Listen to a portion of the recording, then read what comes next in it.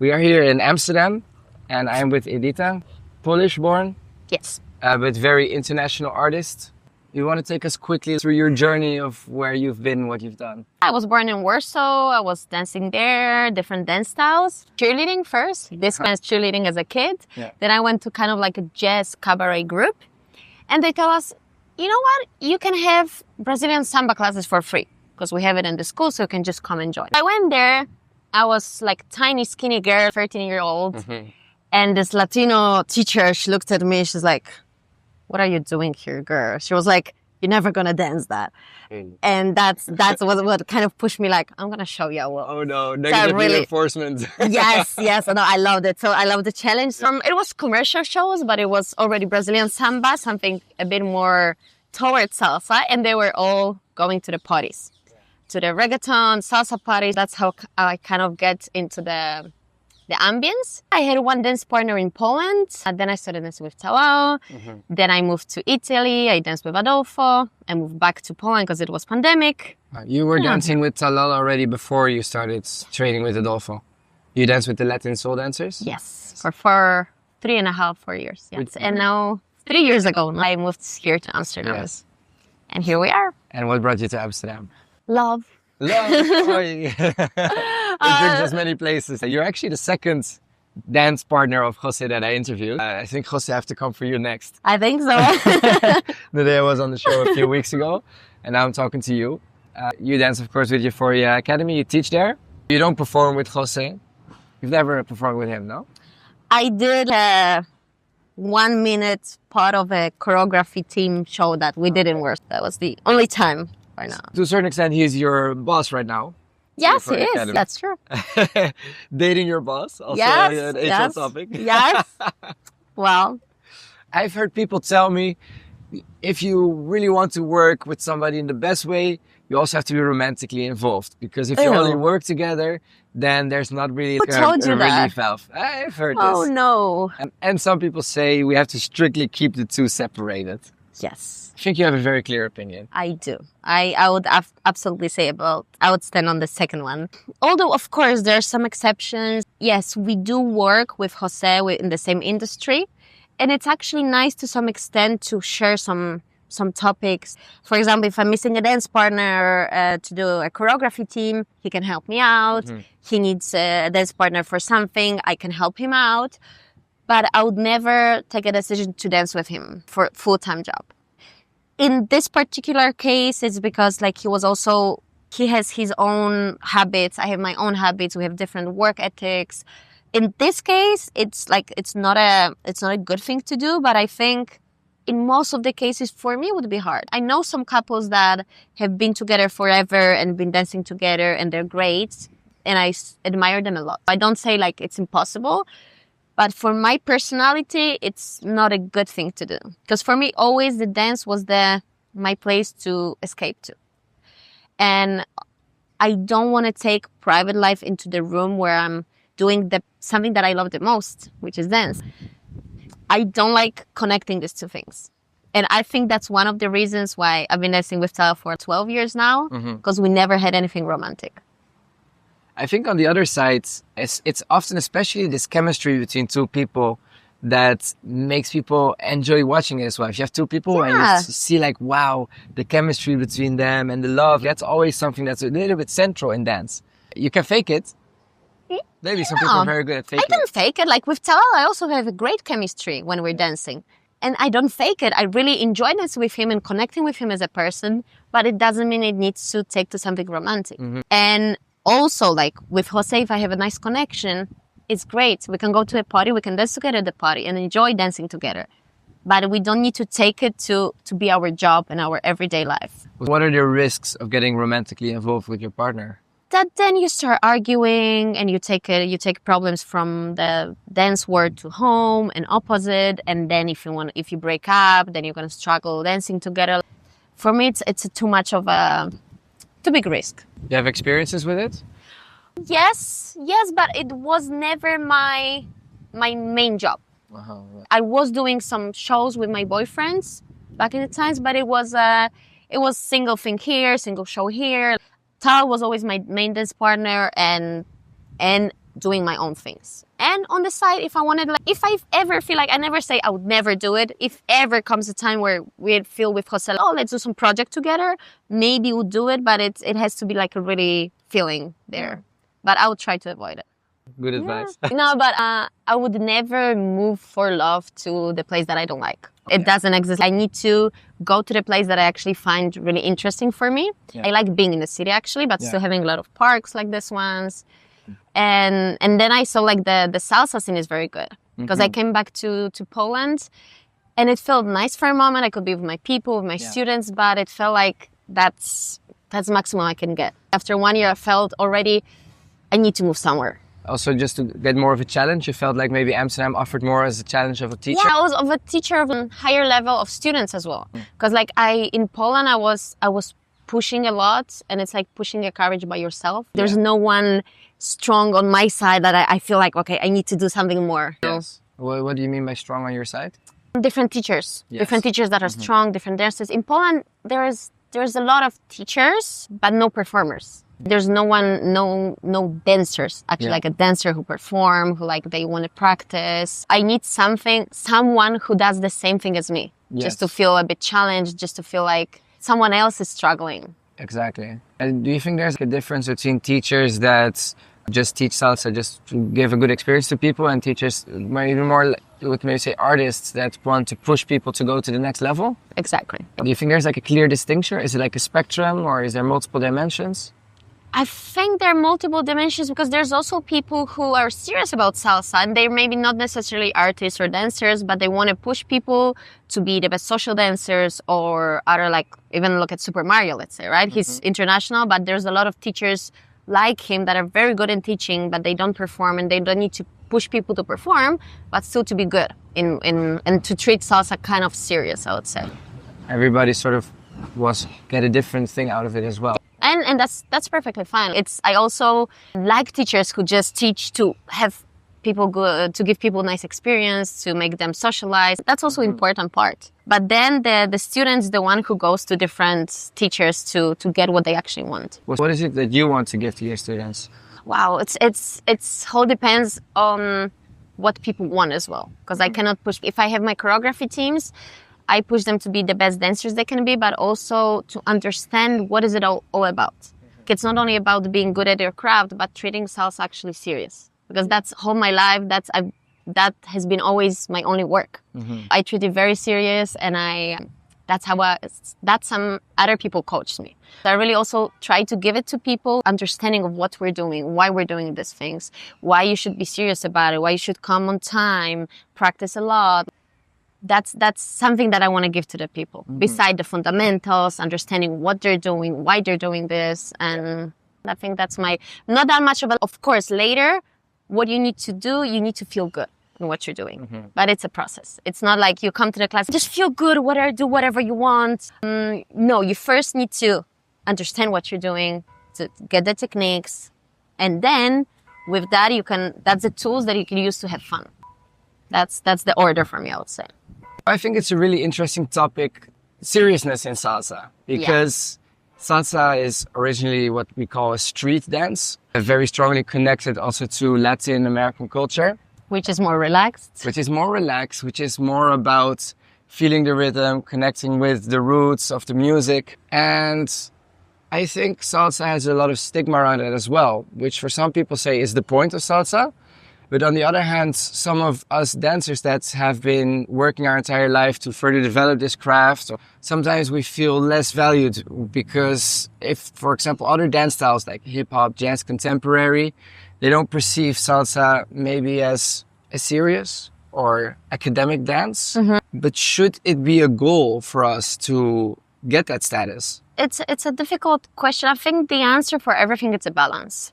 Because like if we treat it too much, there's a lot of this competition style right now, and that was never my preferred part of salsa. I would say, like for me, salsa shouldn't be a competition. That's something like you cannot compare. You can compare someone's technique, but technique in salsa, it's not always about lines. It's not always about knowing how to throw your legs strong and so on.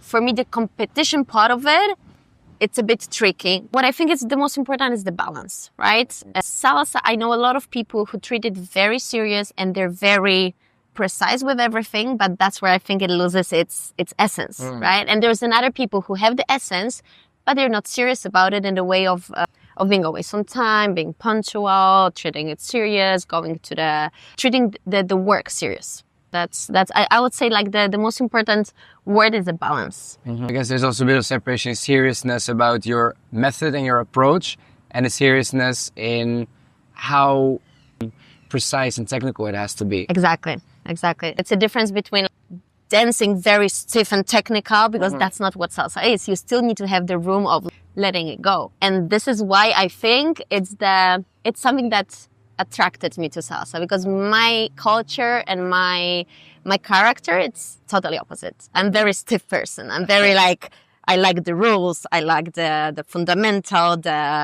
it's hard for me to let it go. And I think that's what attracted me to the Latin culture in general, that it's so different. And I feel it's something that I miss. I think that's what could give a good balance. I need to learn from Latin culture to sometimes we do it later, that's okay. I don't do it perfect, that's also okay. It can still look good. Because like compared to other dances, like ballet, like ballroom dancing, there's just one right way to do things. Exactly. And in salsa, I always say, in salsa, everything is correct until you know how to explain why you do it. If you can explain, I do it this way because of this, this and that, then for me that's correct. I like it. Yeah. For me, it's not correct if you just do it because you do it. Yeah. I had some teachers, I asked, but why do you do it this way? Oh, we just do it this way. Then for me, it doesn't have any sense. I see a lot of people who are studying now, they want to create their own style. That's so important to show your voice. And for me, you need to learn from someone first before you start and create your own things. There's a lot of focus now of like, do something different, do something very creative. How can you be creative if you don't have the tools how to be creative? I had a very interesting discussion just about this with someone recently. And basically the point was, should you try to emulate your teacher as much as you can and sort of become like your teacher? Or should you always try to just take a few of their essences and then move on to maybe something else? In my opinion, there is a certain period where you should copy. That's at least how I experienced it. Like in the beginning, I was doing my own things. I was copying a bit the style of this person, of that person. And I arrived to the point where I was like, why I'm not famous? I was dancing with another girl. We had a duo. Some people were inviting us, some small events here and there. And we're frustrated. Why are we not there? Like, what are we missing? What else we can do? We're practicing a lot. What's wrong? Then I took one private class with Adolfo. And I was like, no. Now I understood why. Because I have no fundamental. I don't know what I'm doing. Because only I wanted to create what I was feeling inside. Yes. But without any structure, without any fundamentals. That's where I started to go back to the basics, learn everything from the beginning. And first, I had to know how to imitate someone. How to understand. Because without imitating, for example, if you show me, move your hand like this. Okay, I'm gonna copy you, but I was like, oh, let me change it already. Yes. Then at the end, there's nothing from what you gave me. You're missing the depth, maybe. Exactly. If you cannot copy your teacher exactly, then probably there's still some depth that you have not understood yet. So there's still something he has to teach you. So it's not time yet to move on. Exactly. I think everyone feels when is their moment. And I think for me, I've been dancing salsa for 15 years now. And I think recently I started understanding what is my strong part, what I want to give to the people, and what is actually my style after let's say 13, 14 years. We already jumped straight into a deeper topic before. I actually wanted to ask you also, because when I did a little bit of research on you, I immediately found you were also doing solos in Samba dancing. What are the similarities between Samba and Salsa? I would say in both of them we see often good-looking women in costumes with little clothing. Definitely some roots of the Latin, well, maybe let's say machisto culture. Yes. Good for the eye. Yes. That was very difficult. That was the difficult part, especially of doing commercial shows. Yeah.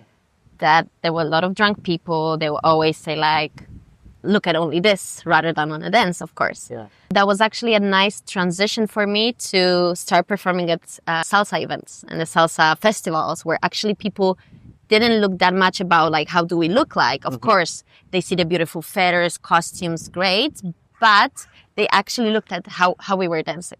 And that's something I really liked there. And I saw other people doing shows, and everyone was doing it in a so different way. And some people, I still remember I saw Osma Senaneta show back then, and she was the first like Polish dancer, Polish famous dancer that I got to know. And we talked, and I saw like, she said like, I never dance in a short dress. She always has these long dresses. She has a totally different vibe. She doesn't have to be sexy. She's nice at the stage. And I like the diversity of like how every dancer could show themselves. I guess it's all relative. Maybe if you compare it to Samba, but when I show salsa videos to my grandfather, I show in my performances of my groups that I have been with, the first thing he always says is not, oh, great dancing, this and that. It's always first, why are the girls wearing such little clothes? For me, everything like, and I think I have it from Samba, that on a stage you're a different person. If you see me dress on the street, I would never go, even my boyfriend, he's always like, oh, why you don't wear something short, or you look so nice? It's like, no, I don't feel really? comfortable. Yeah, I said, no, I don't feel comfortable in that. But at the stage, I say to him, so it's like, why your dancers are so dressed up?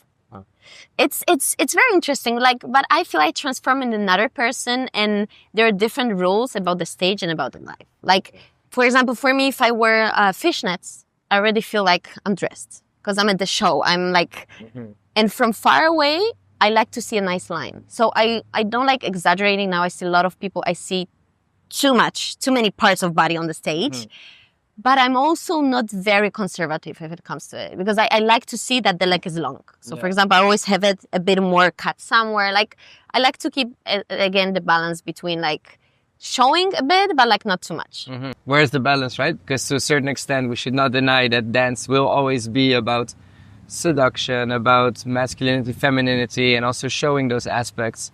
Yeah. But at the same time, we don't want to objectify, sexualize everything. I think it's, the balance is where you can watch the show.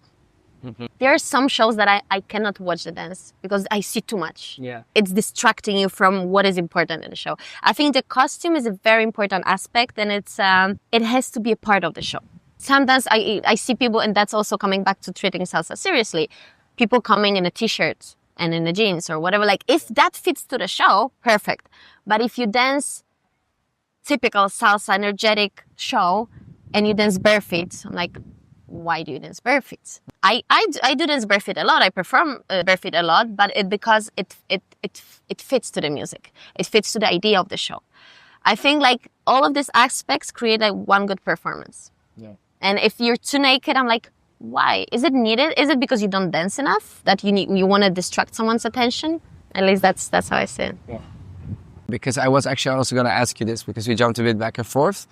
But we were talking about how before you can create your own style, you first have to go really in depth from a good teacher. Yeah. Because we advance, right, our culture, because we can learn from those who have already spent a lifetime studying it.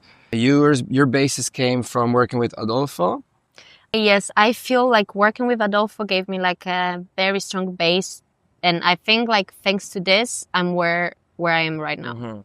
Because I started dancing with Talal and I learned a lot from him, and we started creating our own style. But yes, I didn't have no one who has coached me from the beginning to the end. I was taking workshops here, workshops there. But my mentality, not only the dance technique, but like mentality wasn't there.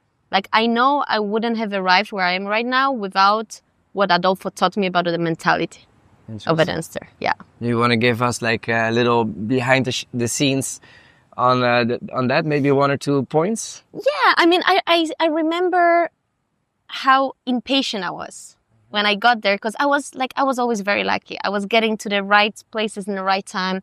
I moved to Milan, and I wanted to dance somewhere because I saw there were a lot of possibilities. So I moved there. And then like 1 month later, Adolfo asked me, oh, we're missing a follower. Do you want to join us? I was like, wow, sure. And then I went and started jumping from happiness.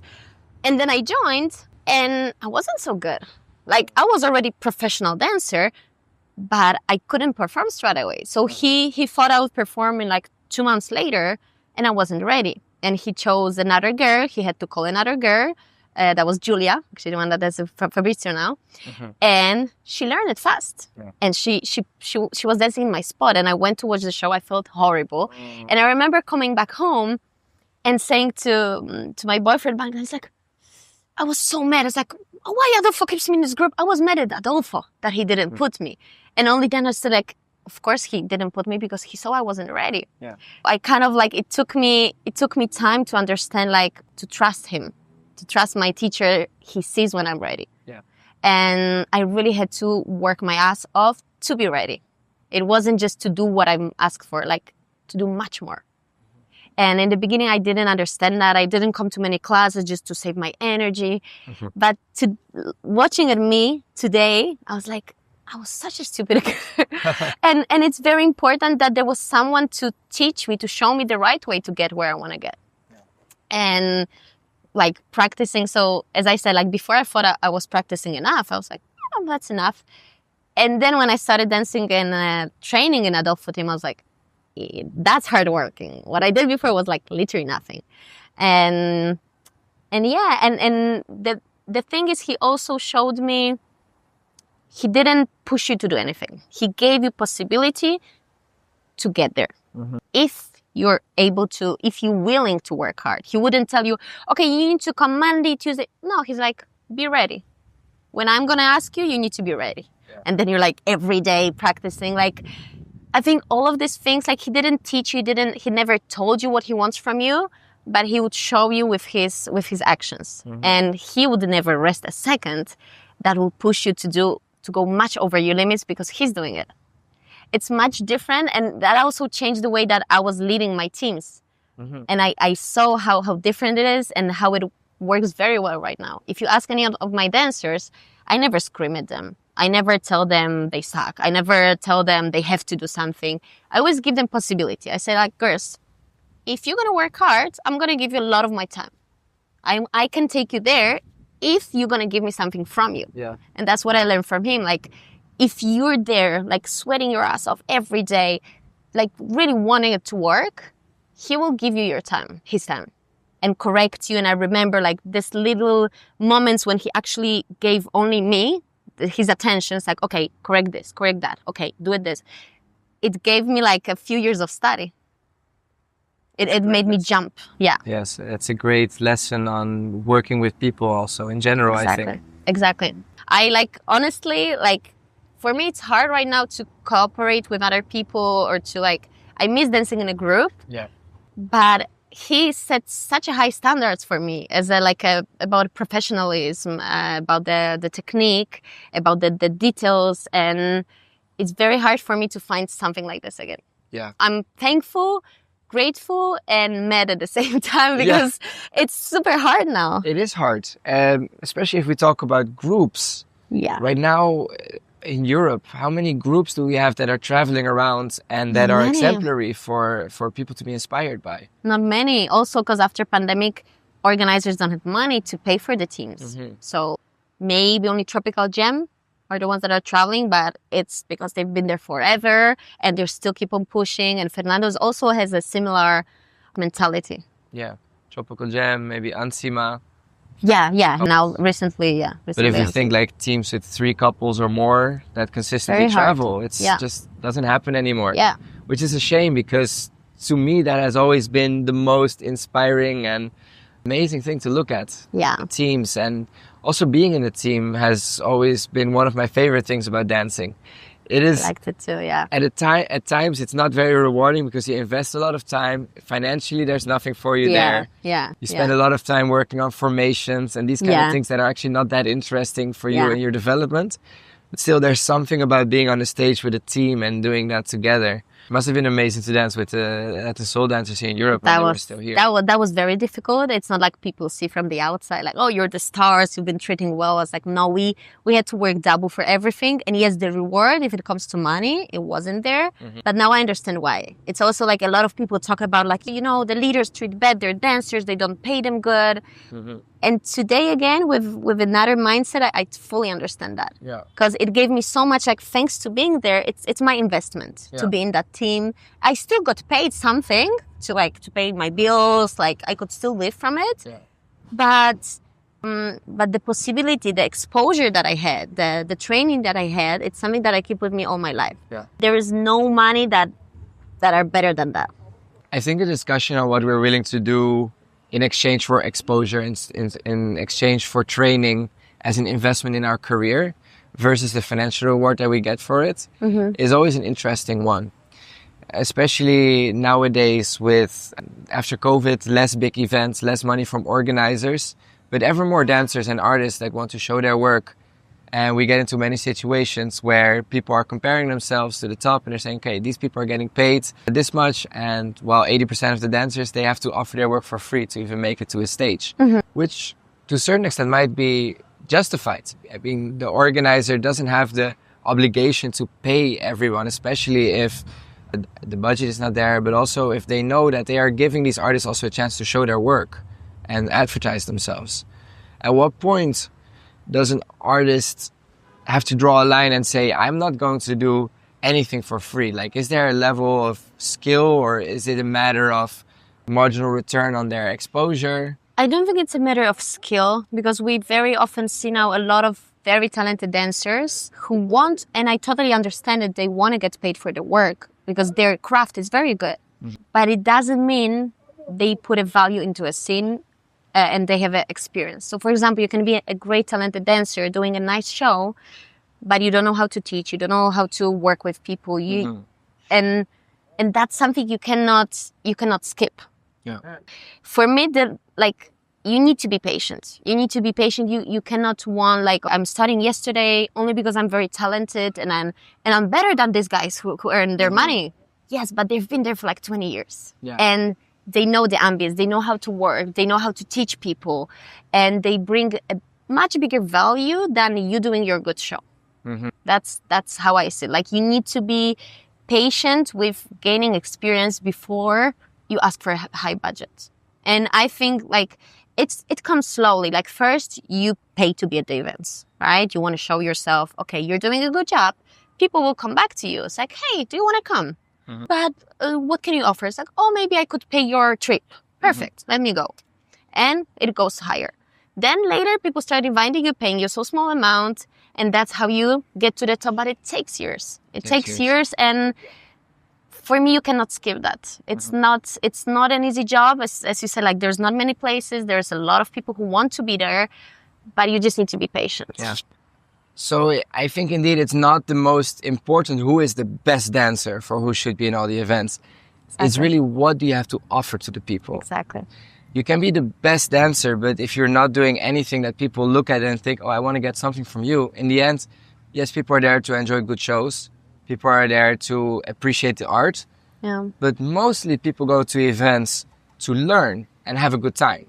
So if you're the best dancer and you do the greatest shows, people enjoy those couple minutes of watching you. But if they don't have a good time connecting with you at the social, if your classes are not really offering them anything that will help them, then really what's the value you bring to a scene? Exactly. And another dimension to be successful as an artist, I would say, is also partly how to network, which can be with other guests. Do people enjoy your presence? Do you smile at them when you're dancing with them? Do people feel good when you're there? Because you're also providing a feeling. But also what's important as an artist is you're able to network with the right people, to have a good connection with organizers. That, of course, is the other side. And that's the very hard part for me. Yeah. Because I'm quite introvert person.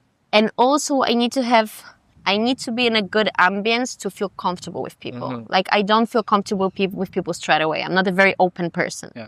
I need to feel welcomed to be able to open up. Yeah. This is for me as a solo artist. That's the difficult part. So, but now I'm lucky enough that I survived so many years in the scene that like people invite me for my crafts, for my classes, for my experience. But if I had to start today, I think that would be very hard for me to achieve it by myself. Yeah. That's why I was very lucky to start dancing with Talal, who is a great network person. Yes. And I learned, you feel each other's strengths, exactly. Right? And I learned from him till today, because very often it's not like I don't like people, but I'm very often like tired because I give a lot of my attention to people. Yeah. Like in my choreography teams, they can all tell, like I all the time read their messages, like I give them my attention. So it's very tiring. So to arrive to an event and to listen to someone, sometimes I don't have any strength left. Yeah, social battery is empty. Social battery is empty. But still, I learned from Talal to still, whenever I have possibility in me, to give someone, to think maybe someone is interesting. Maybe they can give you something new. Maybe you want to learn from them. He's always so curious about everyone he meets. He asks questions. I'm like, oh, that's good. Let me learn that. And that's how I also started to get more joy from what I'm doing. Because before, like I arrived to a point, especially after being in a team, where it's something that destroys you. Like physically and mentally, it destroys you. So when I left the team and I was like, I didn't want to connect with anyone. I was just too tired. And I stopped enjoying what I do. We were going to many like small events that I didn't like. I didn't feel motivated enough. I wasn't closing the show. So kind of ego was there as well. But then I started to look at it from the other side. Yeah, it's a small event, but then I can connect with someone and that could be a nice person. And yeah, and I started discovering this part, not with everyone, because that's not my personality. I don't open with everyone. But when someone gives me space, I connect with them, I ask about them, and I go home richer. Yeah. In experience. So thank you, Talal, for teaching me how to deal with people. No, honestly. Yeah. I think for me personally as well, I mean, I have always been a mix of introvert and extrovert. But definitely if you think about like things like small talk, or just networking with people. I was very bad at small talk always. And now, because of Salsa, I've not only become better at it because of the social aspect of all the events, but I've also come to realize that it is pretty important. Not just in a practical way, but also you want to have a good connection with people. But of course, you don't have time with everybody to go deep into how your week was. Yeah, exactly. So it's also a sign of appreciation to other people, like to have this short conversation with them. Exactly. It might be like seem superficial, but I think like just exchanging energy with someone, whether it's just a 2-minute conversation or a 2-minute dance, like I think there's also sharing. And you can always change something in someone's life in this 2 minutes, like just by talking to you, getting to know you a bit. That's already click something in their head, and that for me that also happens. You're opening a door also in a certain way, right? Like you're telling someone, hey, we might not be talking for half an hour together or go into any depth, but I see you, I hear you. Yeah. And if there's anything else you want to talk about, then there's a and that's a part that I very often miss from the people as being an artist, because I enter to the social party and very often people don't ask me, hey, how are you doing? How are you doing today? Do you want to drink anything? Oh, how was your day? Anything? They just drag me to dance. Drag me, or in a nicest way, like, would you like to dance? Like, yes, of course. I'm sweating. I'm dripping sweat, but yeah, I want to dance. And like, I feel like I'm not a person. I'm like in kind of a zoo that people want to train, like see how I dance, to try their new tricks.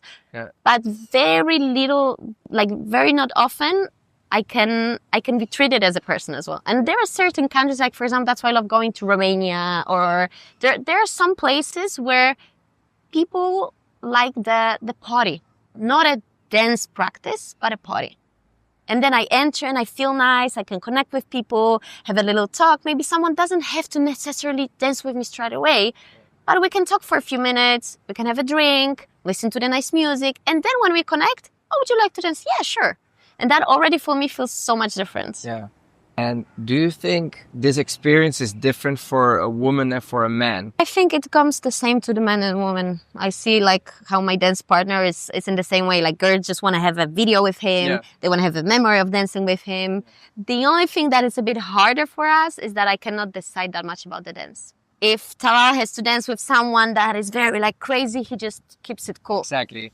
I cannot decide about that. Even if I feel, and then if I decide about that, then I'm being judged as the bitchy one or rude one. If I start like making a face or I start being like a tough. Yeah.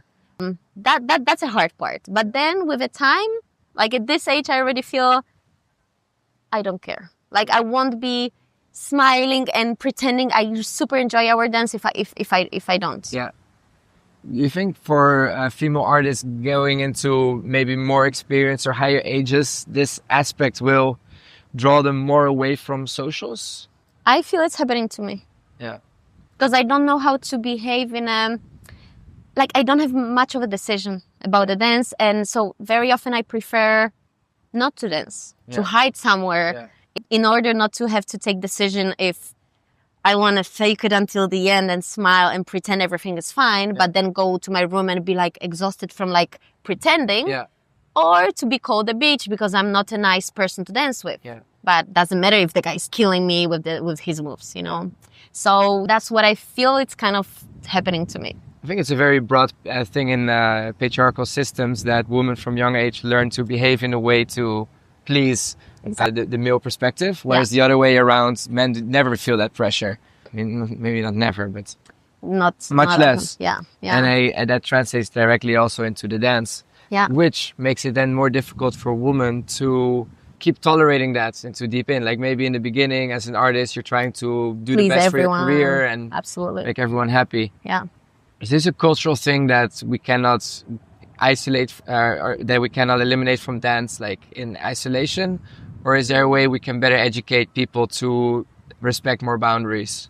For sure we can educate the people. We are not responsible on action of the people, but yes, we can teach them the values. Like, even Talal lately at the class, he said something like, and he really took like 10 minutes of the class to tell to the guys, sorry to stop the class, but how important it is to understand in which mood is my partner. When I ask her for a dance, I feel she's dancing smooth, so maybe I want to go crazy. Or I feel she's tired and I'm gonna go smooth. Yeah. Or she's wearing a tight dress, so maybe I want to like kill her with it. And so it's like, it is about educating the guys to connect first.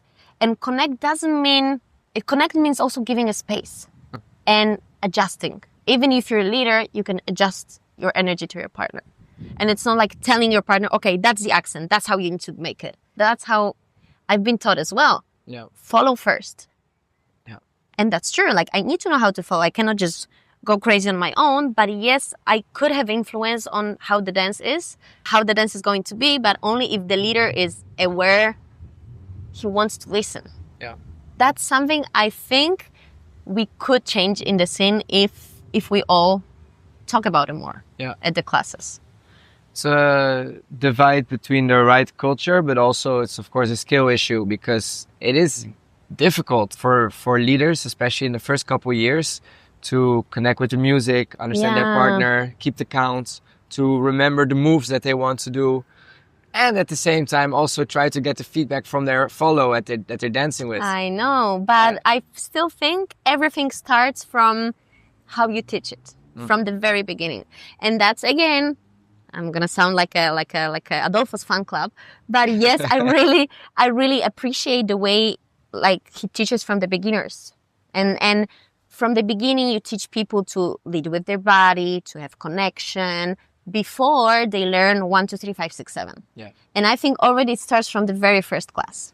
So definitely more the connection and just that flow and the bass over showing someone how many moves you can do. Because ultimately that's really not that interesting. Exactly. Because it's the same kind of subject as with Bachata Sensual, right? Let's say when Korka and Judith started that, they're amazing at what they do.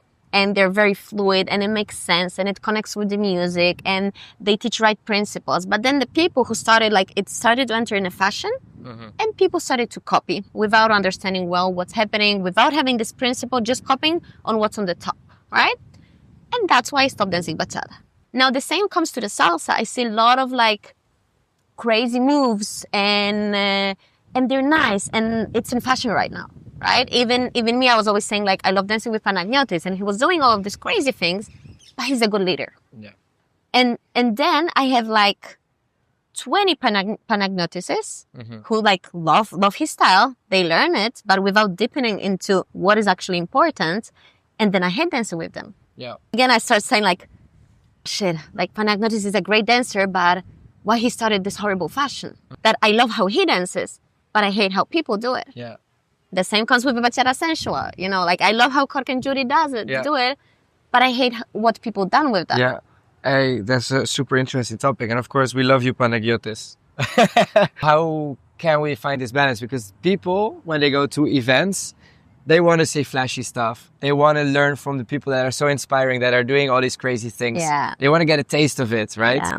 And we already know if the teachers that are able to do this and show these kind of moves, if they start saying, hey guys, you really have to spend the first half hour of the class to go deeper, people are like, boring, show me the crazy arm flicks, you know?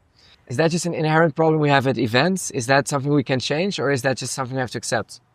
I think, again, my favorite word of this year, it's a balance. Yeah. You need to, like, that's my main focus when I teach a class, is to give to the people what they need, but maybe they don't want. And then on the top to cover it with a little cherry that they're going to feel like inspired and cool, because they're going to sweat and they're going to be happy. Yeah. I think it's all about finding this balance between trying to give, it's like, you know, kids that don't want to eat veggies. You cover broccoli with cheese and you can eat the broccoli, you know what I mean? So it's the same thing here. You can give them the flashy moves, but still start with 10 minutes of boring thing. And that's how people are going to learn, like, I need to go through that before I get to that. Yeah. It's education. So I think it is important to give like 50-50, or at least to try to give something that people don't want, but they need as the dancers. Nice. I think we have covered so many interesting topics today. Really enjoyed the conversation. And we've even been able to enjoy the Dutch sun here. Yes, I'm getting tanned already. We're right around the corner from the Euphoria Dance Academy. So close to home. Yes. Always great to be back in Amsterdam. And also very happy to have someone like you, a great artist, to be in Amsterdam, to also help us further develop this ecosystem. And I'm super happy to be here. Yeah, it's a beautiful dance scene. I enjoy a lot, like teaching here, having all of the people in the class. It's a nice feeling. Yeah. Are there any things you are looking forward to for the next couple months? Yes, private life. Private life. Living like I don't have many events in the summer. Like I organize my own event, Mambo Training Week, little advertisement the beginning of August. But beside that, I don't have many events where I go to, and I actually must say I love it. I want to have a little time for myself to do things that normal people do. Go to the park, enjoy my home. So that's. People. Do you have any non-dancing trips planned? Yeah. I'm visiting my best friend. Like I want to really take it easy to recharge for the new season. Great. Yeah. Oh, I'm happy for you that you can do that now. I hope we have many nice days here in Amsterdam. Yes. Here's my advertisements, guys. Like, comment, follow Behind the Shines. Yeah. Today on the show was Edyta, and I hope you enjoyed this episode. We will publish this podcast on Spotify, YouTube, and share some short reels on Instagram, like always. And I hope to see you for the next one. Thank you very much. Thank you so much for the conversation.